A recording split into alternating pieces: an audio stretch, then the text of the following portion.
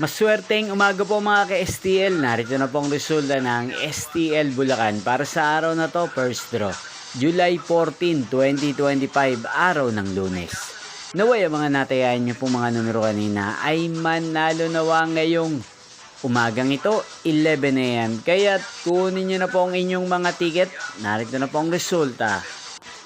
Ang mga numerong nanalo sa STL Bulacan ngayong umagang ito, July 14, 2025. 11 AM. First draw result 18 at 16 in exact order. Sa lahat po ng tumaya kanina sa STL Bulacan para sa first draw ng 18 at 16. Congrats po sa inyo, panalo po kayo. Again, 18 at 16.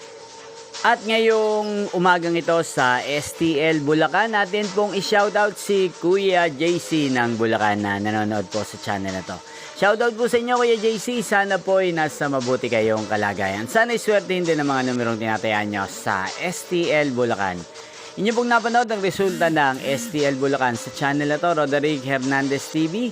Maraming salamat po sa patuloy nyo pong panonood sa aking channel. Magkita-kita pong muli tayo mamayang 4 PM.